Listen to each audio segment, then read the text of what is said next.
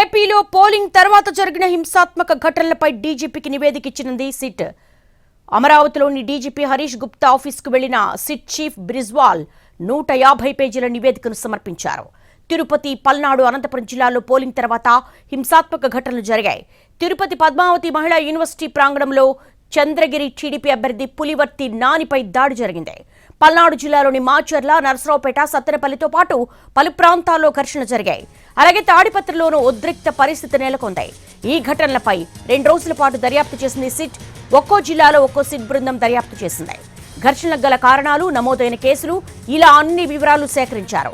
ఘర్షణల వీడియోలను కూడా పరిశీలించారు.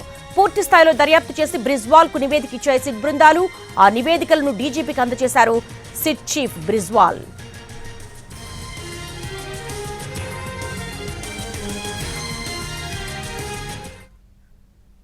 ఏపీలో పోలింగ్ తర్వాత జరిగిన హింసాత్మక ఘటనలపై డీజీపీకి నివేదిక ఇచ్చింది సిట్. దీనికి సంబంధించి మరిన్ని వివరాలు మా ప్రతినిధి శ్రీకాంత్ అడిగి తెలుసుకుందాం. శ్రీకాంత్, సిట్ బృందం డీజీపీకి ఈ 2 రోజుల పాటు సేకరించినటువంటి నివేదికలో ఏమని పేర్కొంది?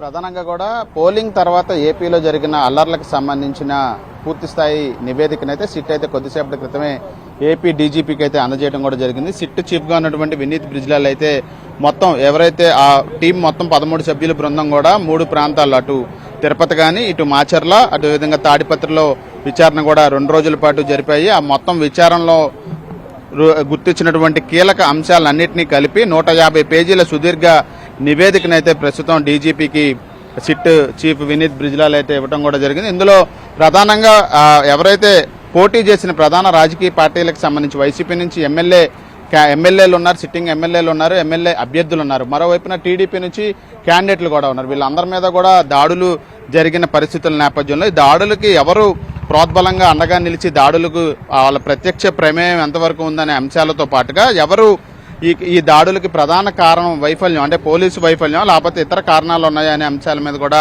సిట్ అయితే తన నివేదికలో డీజీపీకి అందజేసినట్టుగా మనకి తెలుస్తా ఉంది. అదేవిధంగా ఇప్పటికే అనేక కేసులు నమోదు చేశారు. చాలా మందిని అరెస్టులు కూడా చేసినప్పటికీ కూడా ఇంకా కొన్ని కేసులు నమోదు చేయడానికి, అదనంగా కేసులు కొత్తగా నమోదు చేయడానికి కూడా సిట్ స్థానిక పోలీసులకి సిఫార్సు చేసినట్టుగా మనకి అర్థమవుతుంది. అయితే ఎన్ని కేసులు, ఏ జిల్లాల్లో ఎన్ని కేసులు నమోదు చేయాలి అదనంగా అనే అంశానికి సంబంధించి నివేదికలో స్పష్టత ఇచ్చినట్టుగా మనకు తెలుస్తుంది. ఇక కొన్ని సెక్షన్లు, అంటే కొన్ని హత్యాయత్నానికి సంబంధించి నమోదు చేయాల్సిన కేసులను కూడా సాధారణ సెక్షన్లుగా నమోదు చేసినట్టుగా కూడా సిట్ పరిశీలనలో గుర్తించినట్టుగా అయితే మనకి సమాచారం అందుతుంది. ఈ నేపథ్యంలో ఇప్పటికే నమోదు చేసిన కేసుల్లో ఏదైతే సెక్షన్లు ఉన్నాయో వాటన్నిటిని కూడా సెక్షన్ని ఆల్టర్ చేసి అదనంగా వేరే సెక్షన్లు కూడా ఈ ఎఫ్ఐఆర్లో క్రోడీకరించాలని కూడా ప్రస్తుతం సిట్ అయితే స్థానిక అధికారులకి ఇప్పటికే ఆదేశాలు ఇచ్చినట్టుగా మనకి సమాచారం అందుతోంది. ఇక ప్రధానంగా ఎవరైతే దాడులకు ప్రేరేపించి కేసుల్లో నిందితులుగా ఉన్నారో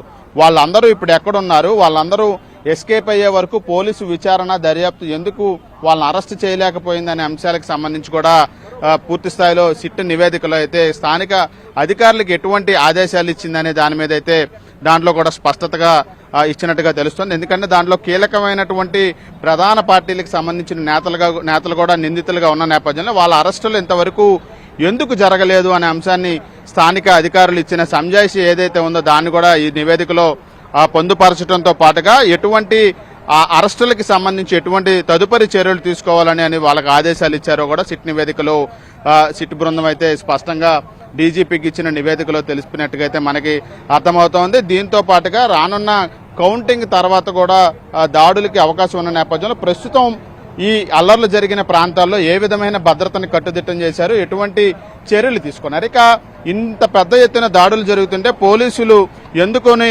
వాటిని ముందస్తుగానే పసిగట్టలేకపోయారు, ఎందుకని కొంతవరకు భద్రతా వైఫల్యం కొట్టొచ్చినట్టుగా కనపడింది. కాబట్టి వాళ్ళకి సంబంధించి ఎవరైనా పోలీసుల మీద చర్యలు తీసుకోవాలనే అంశం మీద కూడా ఈ సిట్ నివేదికలో కొన్ని అంశాలు పొందుపరిచినట్టుగా మనకి తెలుస్తా ఉంది. కాకపోతే ఈ నివేదిక ఇంతవరకు బయటికి రాలేదు. మీడియా కూడా దీనికి సంబంధించిన బ్రీఫ్ ని ఇచ్చే అవకాశాలు ఉన్నట్టుగా మనకి తెలుస్తా ఉంది. మరోవైపు డీజీపీకి నివేదిక అందచేసిన తర్వాత డీజీపీ కార్యాలయం నుంచి బయటికి వెళ్లారు. ఆయన సిఎస్ ని కలవడానికి వెళ్ళినట్టుగా మనకి సమాచారం కూడా అందుతోంది. ఎందుకంటే ఈ నివేదికని ఎన్నికల సంఘానికి కూడా అందజేయాల్సి ఉంది. 2 రోజుల విచారణకు సంబంధించిన నివేదికను ఈసీకి అటు డీజీపీ సిఎస్ ఇవ్వాల్సి ఉన్న నేపథ్యంలోనే ఆయన ఈ నివేదికతో అక్కడికి వెళ్లారనేది మనకి తెలుస్తా ఉన్న నేపథ్యంలో పూర్తి స్థాయిలో 150 పేజీల నివేదికలో తాడిపత్రి, పల్నాడు, తిరుపతి 3 ప్రాంతాల్లో అల్లర్లకు కారణమైన వ్యక్తులు, వాళ్ళని అరెస్ట్ చేయాల్సిన ఆవశ్యకత, ఇప్పటి వరకు జరిగిన దర్యాప్తు తీరు, ఇప్పుడు అదనంగా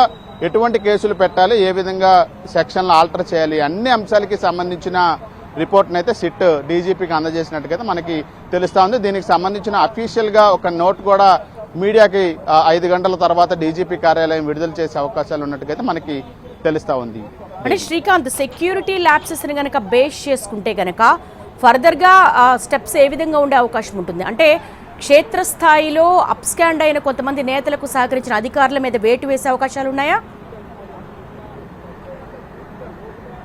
అంటే ఖచ్చితంగా కూడా ఇప్పటికే ఈ పోలింగ్ అనంతరం చెలరేగిన హింసాత్మక ఘటనల నేపథ్యంలో కొంతమంది ఎస్పీలని ట్రాన్స్ఫర్ చేశారు, కొంతమంది దిగువ స్థాయి అధికారులు ఎవరైతే కింద స్థాయి అధికారులు ఉన్నారో వాళ్ళందరి మీద కూడా సస్పెన్షన్ వేటు వేశారు. కానీ ఘటన జరిగిన సమయంలో ఇంకా చర్యలు తీసుకోకుండా ఉన్నటువంటి అధికారులు ఎవరైతే ఉన్నారో వాళ్ళందరి లిస్టు కూడా ఆ సిట్టు తన నివేదికలో సిద్ధం చేసినట్టుగైతే మనకి తెలుస్తా ఉంది. అదేవిధంగా కేసుల్లో కీలకంగా ఉండి దాడులకు ప్రేరేపించి కూడా ఇప్పటి వరకు అరెస్ట్ కాకుండా వాళ్ళు తప్పించుకోవటానికి, ఎస్కేప్ అవటానికి కూడా సహకరించిన సిబ్బంది ఎవరైనా ఉంటే వాళ్ళకి సంబంధించిన లిస్టు కూడా ఈ నివేదిక రూపంలో ఉన్నతాధికారులకైతే సిట్ అందించినట్టుగైతే మనకి తెలుస్తుంది. వాళ్ళ మీద కూడా చర్యలు తీసుకోవడానికి సిఫారసు చేయడంతో పాటుగా ఇప్పటికే అనేక చోట్ల అంటే ఈ 3 జిల్లాల్లో చెలరేగిన హింస ఎక్కడైతే చెలరేగిందో ఆ ప్రాంతాల్లో అధికారుల మీద చర్యలు తీసుకోవడం, ఆ స్థానాల్లో కొత్త అధికారులను కూడా అపాయింట్ చేయడం కూడా జరుగుతున్న నేపథ్యంలో ఇంకా ఎవరైనా అధికారులు చర్యలు తీసుకోకుండా ఉన్నారా అనే అంశాలకు సంబంధించి కూడా ఈ 2 రోజుల ఇన్వెస్టిగేషన్ పరిశీలనలో అయితే సిట్టు కూడా తన నివేదికలో అయితే ఆ అంశాలన్నీ కూడా పొందుపరిచినట్టుగైతే మనకి తెలుస్తూ ఉంది. దీనికి సంబంధించి ఎవరి మీద చర్యలు తీసుకోవాలనే అంశానికి సంబంధించి కూడా సిట్టు తన నివేదికలో కొన్ని ప్రాంతాలను స్పష్టంగా దాంట్లో మెన్షన్ చేసినట్టుగైతే మనకు తెలుస్తుంది. దేవి దానికి సంబంధించి కూడా ఏమైనా చర్యలు తీసుకునే అంశాలు కానీ ఎవరి మీద అనే స్పష్టత కూడా ఆ నివేదికలో అయితే సిట్ ఇచ్చినట్టుగైతే మనకు తెలుస్తా ఉంది. All right Srikanth, thanks for the live updates. 2 రోజుల పాటు సిట్ విచారణ కొనసాగింది. ఈ 2 రోజుల పాటు జరిగినటువంటి రిపోర్టుకు సంబంధించిన నివేదికను డీజీపీకి అందజేశారు సిట్ చీఫ్. హింసాత్మక ఘటనలకు సంబంధించి ఏపీ డీజీపీకి సిట్ నివేదిక అందజేసింది. తిరుపతి, పల్నాడు, తాడిపత్రిలో దర్యాప్తు చేసిన సిట్ బృందం 150 పేజీల నివేదికను డీజీపీకి సమర్పించింది. శ్రీ సత్యసాయి జిల్లాలో పటిష్ట భద్రతా ఏర్పాట్లు చేశామన్నారు ఎస్పీ మాధవరెడ్డి. పోలింగ్ తర్వాత హింసాత్మక ఘటనలు జరగడంతో 10 మందిని అరెస్ట్ చేసి జైలుకు పంపామన్నారు. అల్లర్లు సృష్టించే వాళ్లపై కఠిన చర్యలు తప్పవని జిల్లా నుంచి బహిష్కరిస్తామన్నారు ఆయన. కౌంటింగ్ ప్రక్రియ పూర్తయ్యే వరకు పెట్రోల్ బంకులు, కిరాణా షాపుల్లో లూజ్ పెట్రోల్ విక్రయాలు చేయొద్దని ఆదేశించామన్నారు ఎస్పీ మాధవరెడ్డి. సమస్యాత్మక ప్రాంతాలపై ప్రత్యేక దృష్టి సారించామంటున్నారు ఆయన. కౌంటింగ్ రోజు కానీ మరుసటి రోజు కానీ ఎటువంటి లా అండ్ ఆర్డర్ ప్రాబ్లమ్స్ తలెత్తకుండా అన్ని పటిష్టమైన భద్రతా చర్యలు జిల్లా పోలీసు యంత్రాంగం తీసుకోవడం జరుగుతుంది. సో ఇందులో భాగంగా గ్రామాలన్నింటిలో కూడా గ్రామాల్లో పట్టణంలో ఇంపార్టెంట్ సెన్సిటివ్ ఏరియాస్లో మనం కార్డన్ అండ్ సర్చ్ ఆపరేషన్స్ నిర్వహించడం జరుగుతుంది.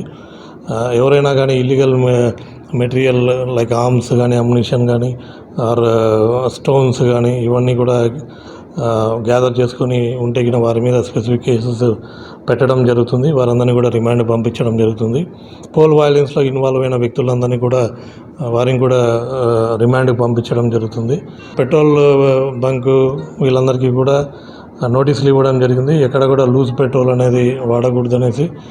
అదేవిధంగా ఇల్లీగల్ ఫైర్ క్రాకర్ షాప్స్ అన్నీ కూడా మూసివేయడం జరుగుతుంది.